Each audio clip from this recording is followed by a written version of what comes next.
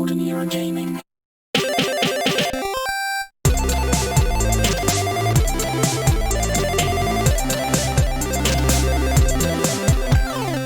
Hello and welcome back to Golden Era Gaming. Welcome back. It's I'm Martin, player 2, and I'm joined with Martin here, player 1. Hello, Martin. Hello. And we are also known as the Super Mario. No. Cut that. We are also. No, I'm joking. We're not cutting that. We're also. I'm just saying in terms of. I'm just we're eyeing also. the copyright infringement that you. Yeah, that's what I was. That's why I was worried about. We're also known as the Super Martin Bros. No resemblance to any existing Super Brothers. No. Legally. I can't think of any Super Brothers actually out there. No, were Sonic and Tails brothers? They could have been the Super Sonic brothers. No, I don't think they were brothers. No. There we go. So that's it. That bottoms that out. Yeah. Well, this is this series. We are playing the game or the games. We're playing A to Zelda. We're working our way through both 16-bit systems of the Super Mega Drive.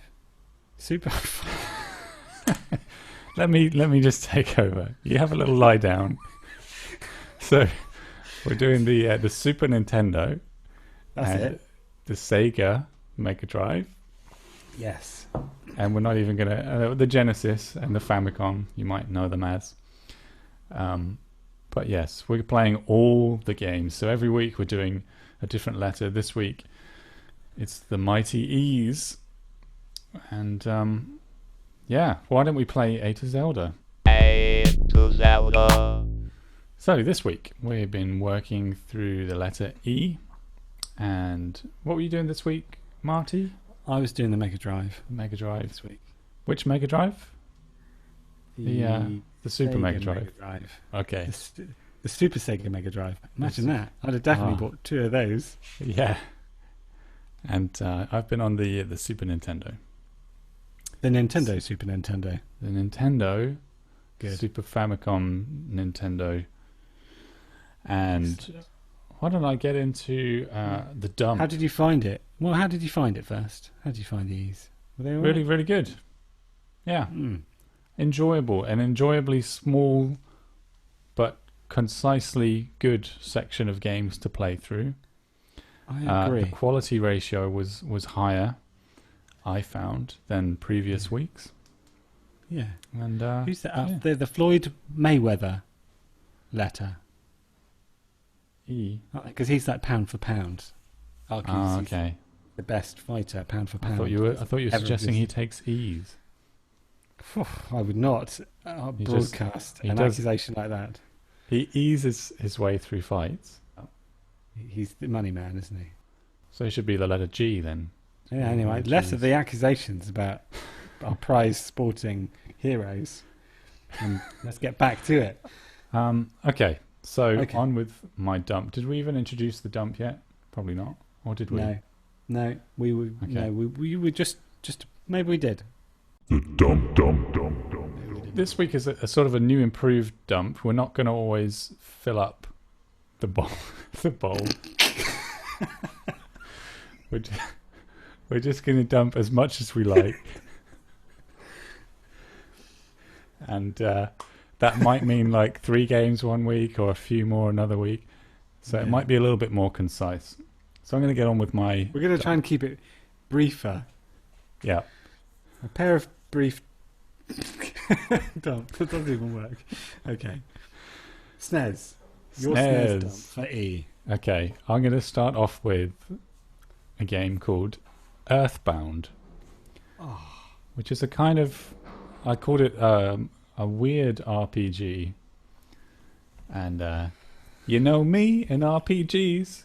We don't generally get along. I usually like them if they are a bit weird. So this one is kind of a bit more modern. It's like a sort of a modern setting, and it's almost like making fun of the genre.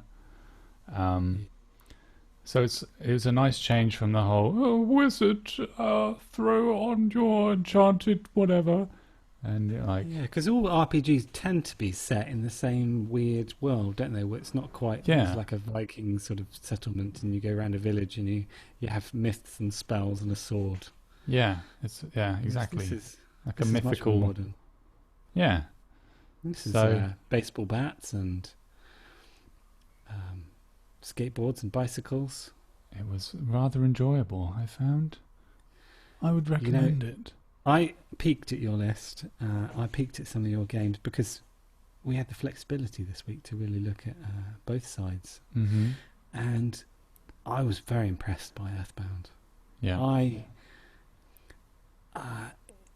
liked that it was set in the 90s because it was just probably made in the 90s. Mm-hmm. It's got massive following now because I think it was all of the scripty stuff was written by like a legendary Japanese writer.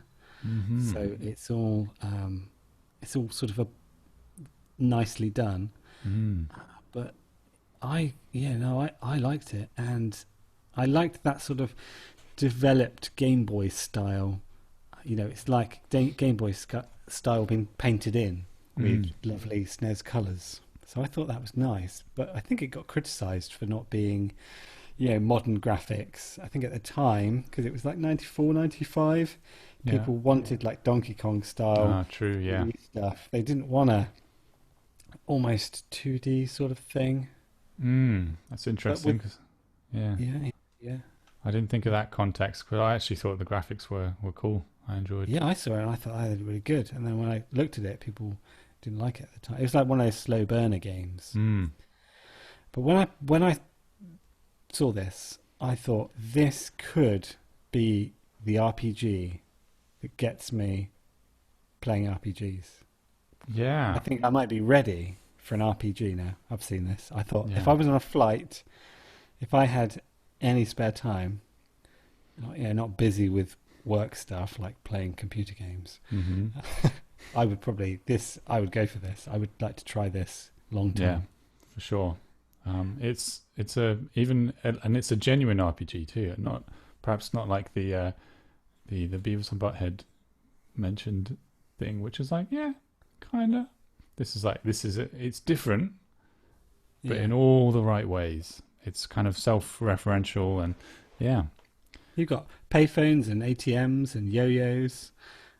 What yo-yos. I especially like though is that you get to name your own characters at the beginning. So of course you name them all swear words, and it doesn't block them. And you have to name quite a few characters at the beginning. And I ran out of like funny words to use. That's how many you get to name. There's a lot of. But they already had a character called Pooh. Ah. And I was thinking, I already named someone called Pooh. That's going to get confusing. Play to the crowd. Yeah. So that I vouch for you there. Good pick. Oh dear, we're in agreement already. That's not a good start. No. You're probably going to agree with me on this next choice as well, because you're so predictable, Martin. Earthworm Jim. What? Never heard of it? Earthworm Jim. Earthworm Jim. One of the best games ever made. Earthworm Jim, he's such a groovy guy. Everyone knows Earthworm Jim. Everyone knows Earthworm Jim. I played it, and because it was one of those games I thought I actually haven't played this since the mid-90s or whenever it was out. Yeah. And you always think, is it going to be as good, or is it going to be a bit crap? But it actually, when you're playing it, even though the graphics, they look sort of realistic, they look a bit like there's a lot of depth to the scene. It's not just a flat platformer. And so it looks like it almost shouldn't work. Like there should be some problem, but it handles so well within that sort of depth with the animation that it was surprisingly well designed. So it looks good. Graphics are sort of insane, aren't they? Really? Yeah. I think they are. They're just vivid, and they've really gone to town with the backgrounds and stuff. They certainly have. And it's funny. There's like weird stuff like launching the cow I was like, oh yeah, we launched the cow. That's fun. Other animations are really nice. I like how wacky it is. It's just totally wacky. Like they didn't get told to sort of step it back a bit. Oh, I think this is too wacky. Do you need to be doing all that? But like when he whips, he's got a whip and a little sort of almost looks like a toy gun. But when he whips, he grabs his head and whips with it because he's a worm inside a spacesuit, basically, isn't he? Yeah. That's the plot. Yeah. The rest of the plot is totally made up. Mm-hmm. He's in a super suit, and so to whip, he actually takes the worm out of the suit and whips someone with it, and it's just doesn't really make any sense, but it doesn't matter. It doesn't matter. So there you go, kids. Adventure Time and Rick and Morty did not invent randomness. People have always been doing it. That was a very random game. Did you find it difficult? I don't remember it being this hard. Yeah, I did actually.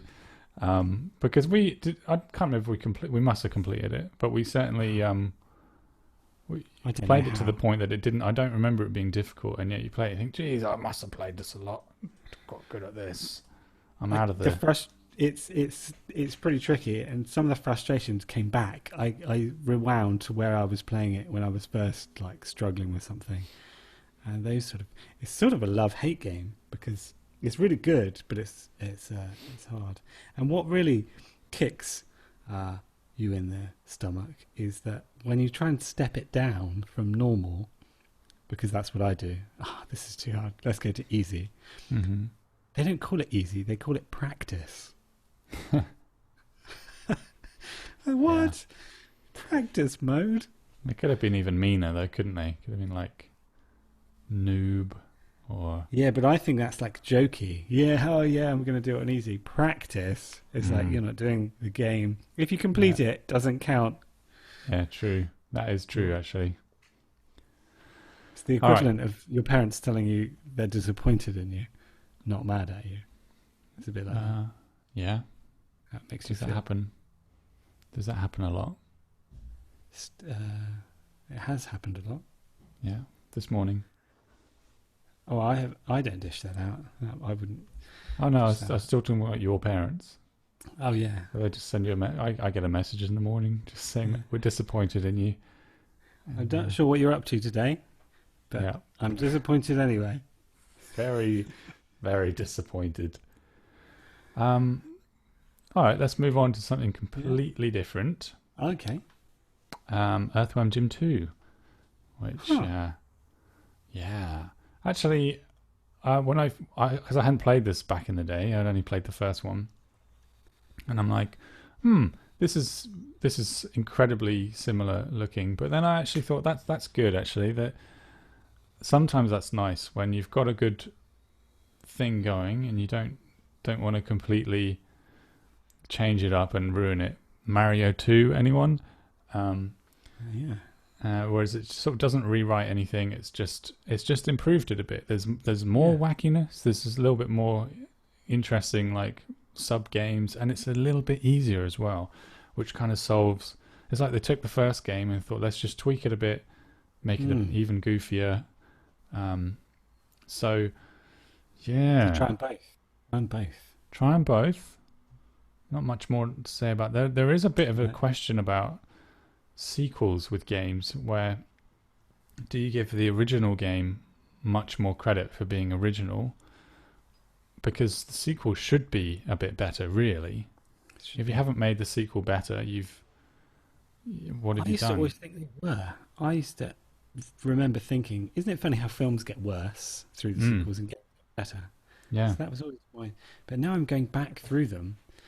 Yeah, I don't know whether it's because I'm older and I'm giving more credit to like the first one generally. But sometimes, they go a bit AWOL on the second and third. They follow a tangent sometimes. So that's a debate. Which one of those two is better? Yeah, well, let's get to that later. Okay, I'm going to maybe rip through these last few ones. Okay. Eek the Cat. I was considering whether to put this in my stinky dump section, but I'm actually just going to put it in on its own merit.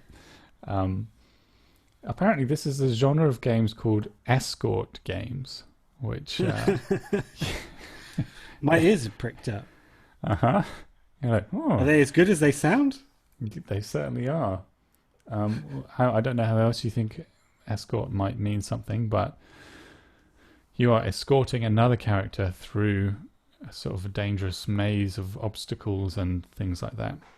So you start off with like an old lady. You can kind of push her. She's trying to walk from left to right, and you can hold her back to time So she's her. a bit like a lemming. She will just carry on walking unless you stop her or redirect her or throw her.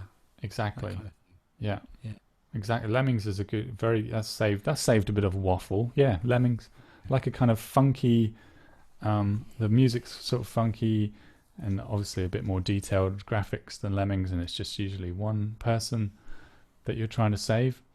It is a bit tricky, but yeah, good one. Good fun. Hey, did you know, you might have played it. I remember playing it when I read up about Eat the Cat, and it said it was pretty much modelled on Streetwalker. Oh. Where you're a little boy who's... No, not Streetwalker, Sleepwalker. Sleepwalker, yeah, right. And that was like quite good graphic-y. It's an Amiga game, but when I had a quick go just to see, and I thought, oh yeah, this is very similar. You're a sleepwalking kid that somehow wanders out the window, and again, you have to just protect him and guide him back. And if you don't, there's like a ghost comes out of the... It's really quite dark when you actually think about it. I never thought about it then. It's only now, and I thought, oh, I think that's why they've gone with Eat the Cat. It's a friendly, kooky cat, and he's helping an old lady. True. Yeah, I had forgotten about Sleepwalker. That's all I got to say about that. No, that's a good point. I did think this is vaguely familiar, this whole thing, but I don't remember playing an escort game before. But you've brought up two excellent examples there, Lemmings and Sleepwalker. All right. I like to do my bit. Next up. Now, I might actually put this one in the stinky dump section because I feel a bit weird even picking it because it is a bit rubbish. It's called Elite Soccer, and we know this game called Striker. It's basically Elite Soccer is the American version of it, I guess, because you need soccer in the title. Striker still sounds weird too, but we used to play this a lot. I think we had this before FIFA, maybe. So yeah, I think it's like a year or so before. And although I had another reflection that maybe it's not as rubbish as I'm.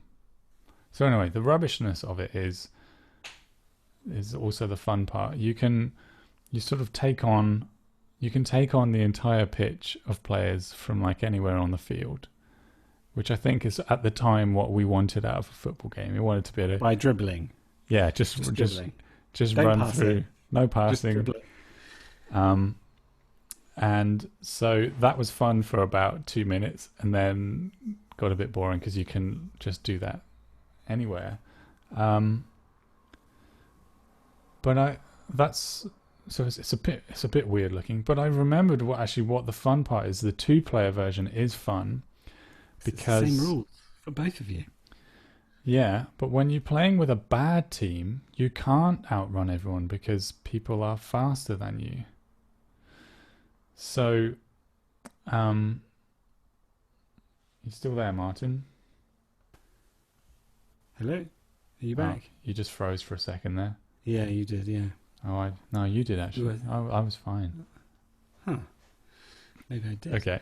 You were just saying, the last thing I heard was you were saying about 2-player. You were just talking about 2-player. Yeah.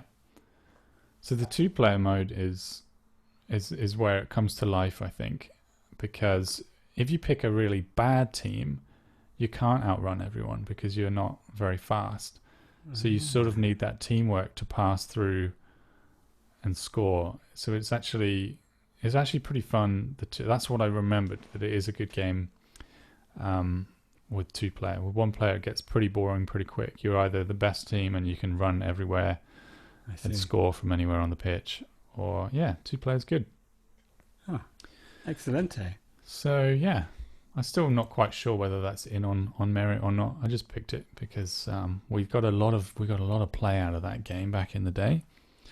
Yeah. Okay, finally, this one is called Eurit, Eurit, which sounds like some kind of European currency. Yeah. How much does it cost? Probably 10 Eurit. 10 Eurit, and here's 20 sanctions for change. But I don't know. Is there a Brexit joke? No, let's not do a Brexit joke. Yeah, Brexit is a joke. Hey, there we go. That's what I was after. So, imagine a cross between Crystal Maze, Robot Wars, Wipeout, and the playground school game It. That should be amazing. Yeah, you just imagined Eurit. That's not their official description, but I think those things sum up to me what the game is about. You've got that kind of Wipeout sort of trancey music, and you've got this guy's voice going, "Player 1, continue," and that kind of thing, and it's all. That was my best bit, actually. Player 1 is now it. Yeah. Something like that, yeah. Really dramatic version of It. I've never seen such drama. So it's a puzzle game, which traditionally not my favourite, but this one is actually pretty fun. Pick that one. Eurit. I thought it seemed to take itself very seriously for essentially a game that was just it on the playground. But then I thought that this probably would have been a better game if it was just in a playground setting and you were actually just playing it on the thing. Yeah. I have heard that it's a prototype, or it's not a totally finished game, so it's probably not really rare. So caveats that it might crash more than your normal game. But probably by that point you would have had enough. Yeah, probably. All right. That's my dump concluded. Your dump. The Mega Drive. The Mega Drive dump. Okay. Well, if I had to describe my dump in one word, I would probably say it was balanced. Okay. So let's get straight into it. Plenty of fibre. So Mega Drive this week. My first pick is a game I'd heard about but never played. A game called Eternal Champions, which is a Sega fight game, and it was designed for the console rather than arcade. A lot of the fight games were arcades. There's an explosion in arcade games, but this is designed especially for the home console. Mm-hmm. And there were some quite nice things I liked about it. You know, it's not that much different from your standard fight game. But what was pretty nice is that there was some sort of weary backstory, but essentially characters were assembled from different times, different fantasy time periods. There's a bit of fantasy sci-fi. So you've got sort of a Western gunslinger, like an Al Capone mafia gangster caveman, like an Atlantis sort of creature.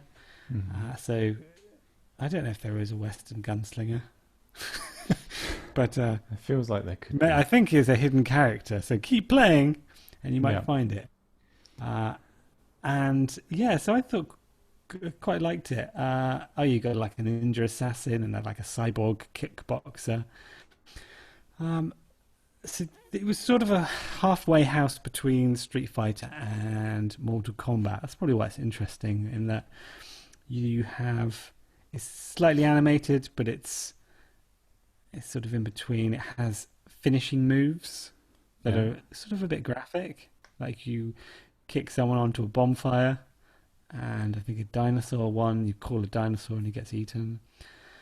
You can do taunts to you have that special, when we were talking about Art of Fighting, they have that special move Limiter, I can't think what they called it. Ooh. You can't do too many Hadoukens, basically. They have that again, but they also have a taunt, which means that you can decrease the other person's. So imagine taunting Ryu in Street Fighter and then him not being able to muster the energy because you've upset him too much. That would be amazing. Put him off. I can do it. Hang on, I can do them. I don't know if I can get up and get to the fight today, boss. I'm glad that you've brought up Art of Fighting, actually, because just to interject for a second there, Martin, because we've actually had a letter in from Martin from Coombe Martin has written in about Art of Fighting, which we did talk about in the A. He said it was actually released after Street Fighter 2. It was released in 1992, not 1990, but Street Fighter 2 was released in 1991. So, thank you, Martin. That's very handy. But as all things we say, take it with a pinch of salt. Interestingly, I haven't even got to the interesting part yet. Oh. But there's two guys that developed it, Hiroshi Matsumoto and Takashi Nishiyama. Yeah. They worked at Capcom, part of the team developing the Street Fighter game. Yeah.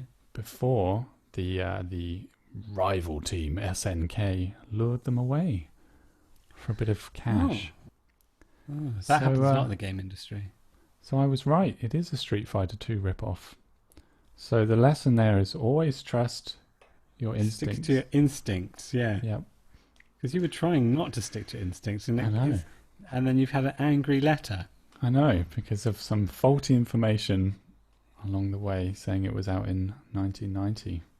I don't know. Liars. That's what. Back to this game called Eternal Champions, which looks amazing, by the way. I had a little look at it myself, and I thought it looked like a genuinely refreshing change from the famous Street Fighter, Mortal Kombat kind of thing. But carry on with how you found the sort of playability and all that. It's pretty hard, but where this game is pretty fun is if you there's a tournament mode that sort of organises a fighting tournament with your, if you had friends around a party, you've got people want to play a beat 'em up, but no one wants to organise Street Fighter or Mortal Kombat into some sort of whose go is it? We haven't got a chalkboard big enough. Well, you can have up to a 32 player tournament on this game with instant replays. It's hard. It's very hard on the actual main one player mode.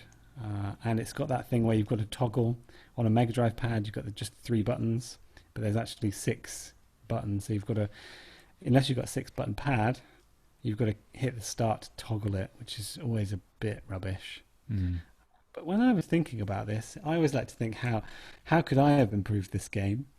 And I was thinking, what characters would I pick from history for a fight game? So they've said, Martin, we're doing this time travel game. What sort of characters are you going to go for?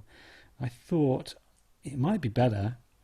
I mean, the characters are all pretty nicely done. But what about like a Spitfire pilot, a 1970s football player, like a defender, hard man with his full kit, short shorts. Yeah. Like a murder mystery writer from the 1900s, like Agatha Christie. She'd be a good character in it, wouldn't she? Like a badass Florence Nightingale. Maybe John Lennon could be in there. Yeah. And Alan Titchmarsh from like the modern age. Okay. Gardener. The celebrity gardener. Yeah. And who would you... I mean, that's only 6 or 7 characters. If I'm short, what are you going to suggest to populate that with? Any ideas? The Donald Trump, maybe? Would be good. In fact, all the world leaders. Boris Johnson. That's a game in itself, isn't it? Yeah. It'd be great. World leader. Yeah. That's a separate game, though. More like Top Trump. So wait, Trump would win then, Top Trump? Oh, I didn't know I did that. Unbelievable. Okay, moving on then. Moving on. So Have you only done one game, Martin? Oh my goodness me. well, now I've done Earthworm Jim because I'm True. just going to. Earthworm Jim. I did some of that in yours. You contributed splendidly. Yeah. Yeah. One thing to add though is it was made for the Mega Drive, ported to the SNES. Ooh. So if you want to try the original, go for Earthworm Jim Classic. Yeah. Or if you prefer improving things, you prefer improved, tested and worked on stuff, then try the SNES version. Earthworm Jim 2 I jotted down as well. Again, like I put same but with added wackiness. Yeah. That's my notes on that one. That's good. That's a year's work of the developers just summed up. They were like, cheers, we tried to get a game out for you for Christmas within a year. Yeah. Just like same added wackiness. That's great. I'm so glad you lifted your hand up to type that sentence. Merry Christmas. Next is a very interesting game, actually. Yeah. My next selection is Ecco the Dolphin. And I remember my first reaction to this when I think I rented it was anger. Because like, I assumed it would be like a platformer thing and it'd be quite easy to know what you had to do. And what was I, probably 8. And you pretty much press start and you just float in to this beautiful, you're a dolphin, into this beautiful sort of underworld scene that's really quite varied and lots going on, and the water and the light is all very nice, but there's no instructions on what to do. And I'm thinking, oh, what do I do? So I think it took me ages to like know how to play it, and as an impatient child. Yeah. And I still am. Give yourself some credit. It's not obvious how you're supposed to break out of that first zone. I don't know if anyone figured out other than they had a friend who knew how to do it. That's how I learnt it. So, oh no, you've got to jump out of the water and bash some buttons and then it'll go shoo. It's like, oh, right. Oh, yeah, because you have to speak. You've got 3 buttons. I think one is like a speed burst. Mm-hmm. One is an echo, like a, what do they call it when they talk to each other? Is it echo? Sonar, I think. Sonar kind of thing. Echoing, yeah. And maybe you still got a spare button. You have to go. It's a bit like a underwater RPG. I think it's called an action adventure game. It's a bit of a wacky title, but at the same time, this time around when I've played it, I found it quite relaxing. You swim around. You can take it at your own pace. There's no rush. You do have to come up for air because you're a mammal. Yeah. So you've got to go to the surface. So that makes certain things challenging. Yeah. You have to go a bit like an RPG. Go around and speak to people, and they'll hint you. They'll say, "Oh, try jumping out of the water as high as you can," and that'll get the next bit going. You can be faffing around for a while, but there's some lovely sort of synthy Mega Drive style music going on. A bit like sort of relaxing whale music. You might have a massage too. And I found it really relaxing. I found it quite nice. And I didn't think I'd like it because I went in with those, Ecco the Dolphin, people like this. Why do they like it? Yeah. And I thought, oh no, it's nice. So you've matured from an angry young boy to a relaxed old man.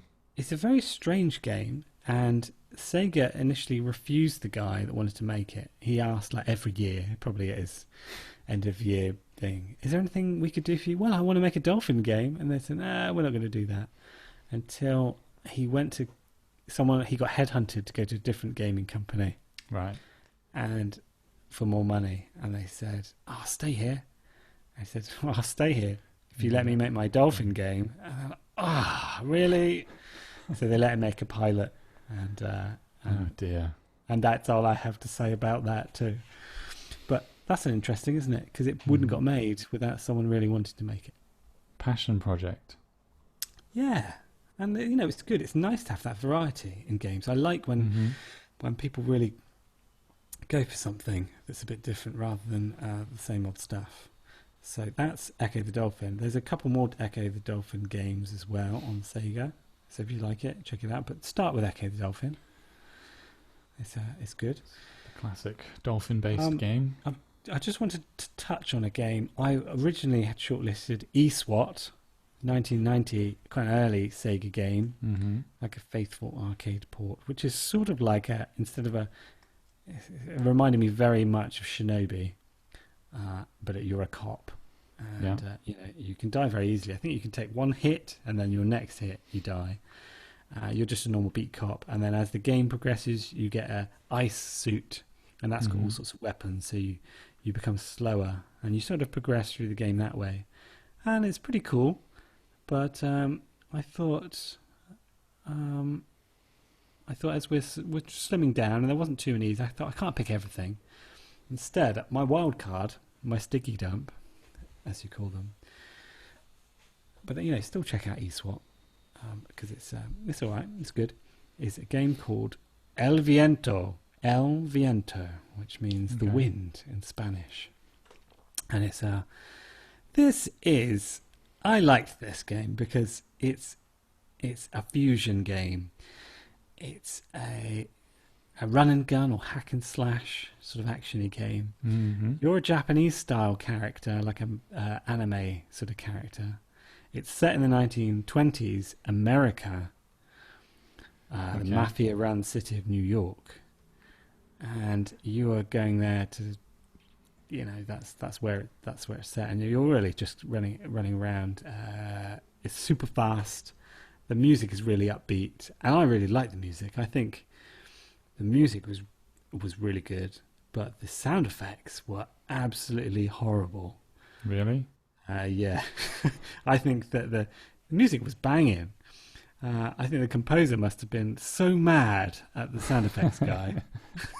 Because I've made this masterpiece and you've trashed it with, when it's that sort of synthy sound effects that don't sound very accurate and they're a bit shrill, a bit loud. Okay. Yeah. So you're a lady character. You've got 3 cool boomerang things that you throw, and you can throw them at the same time. Things explode like motorbikes. They really overly explode. That's quite fun. Sort of Hollywood style. And as you go past these New York buildings, these brick buildings, people throw stuff out the window. But if you don't if you're not running and gunning like me, and you're taking a stroll and gun, I call it, you actually see that they're throwing out the same stuff out the window. They're throwing like a dining chair out the window, and so's the neighbour in the very next flat, and they just keep throwing the same chair out the window. It's like on repeat. So you think they've thrown a whole set out. Maybe they're collecting it and throwing it out again. And when you hit them, they fall out the window, which I felt quite bad about. They actually fall out the window when you hit them. And I thought, well, I don't know. We're both living carelessly, aren't we? They were just getting rid of a chair out the window. Yeah. A set of chairs. But you were maliciously... I was throwing like bladed boomerangs around. So you live by the sword, you die by the... You can't really claim the moral high ground in that case, can you? It's like fly tipping. Right, you have chosen death. Well, it's good to have a scare story, though, isn't it? Don't fly tip. You know that? The 2 people in the flat above got knocked out of the window. There's a guy with knife boomerangs. It's pretty difficult. And why is it stinky dump, I hear you asking? Well, it's very much sort of very rough around the edges, a little bit glitchy. I think it's like when you do your homework on the bus with about 5 minutes to go, and it turns out the teacher really likes it, and you get your best grade.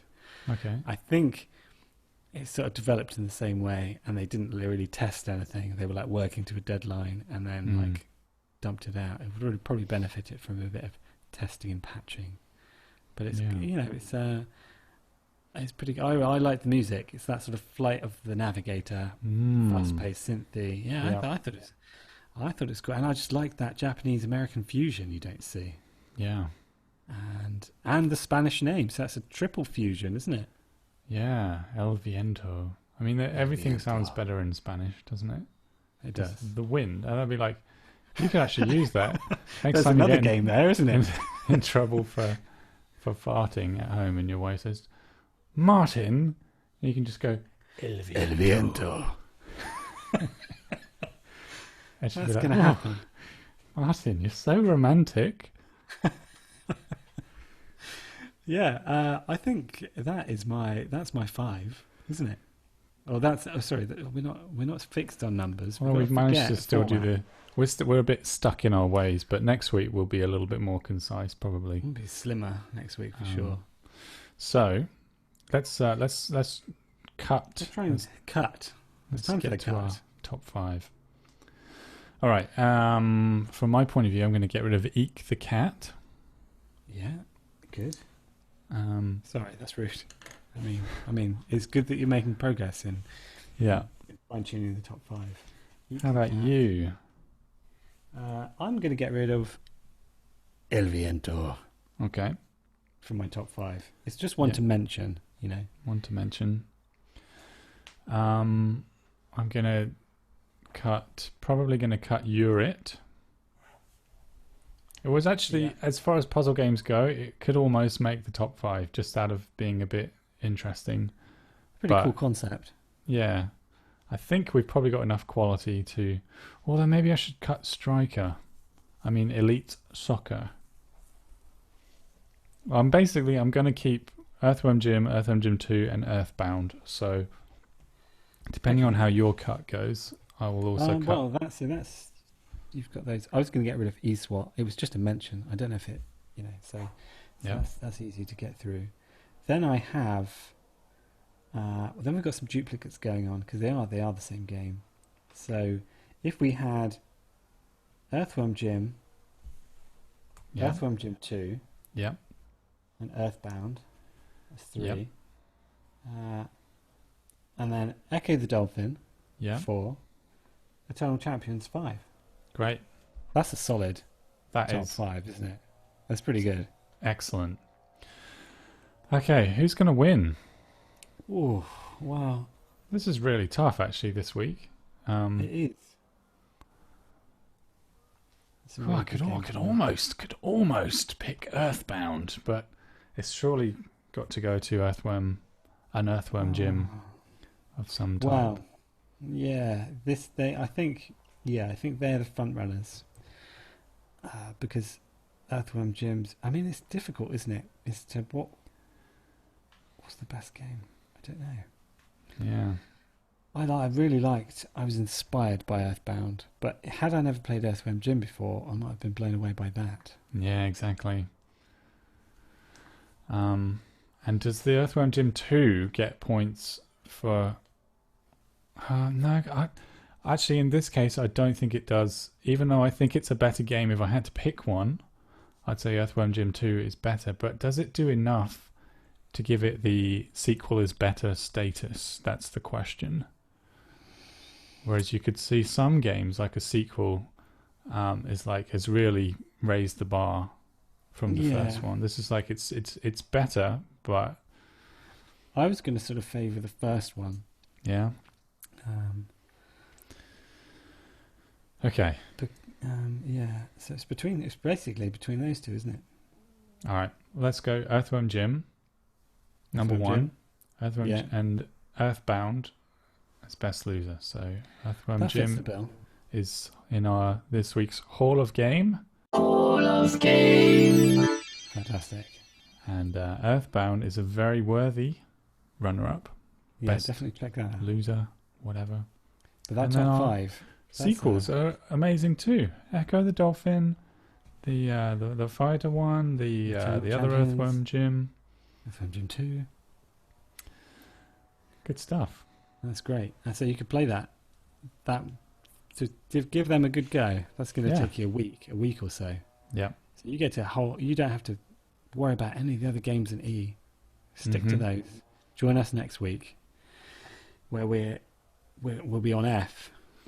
Soon, though, we're going to get to the territory where I don't naturally know what the next letter is going to be, because I don't know that far into the song off by heart singing it. But don't worry. F. Next week, I'm going to be on F on the SNES. I'll take on Martin, you're going to be on the Mega Drive. Mega Drive. So thanks very much, Martin. Thank you very And much. Thanks everyone for listening.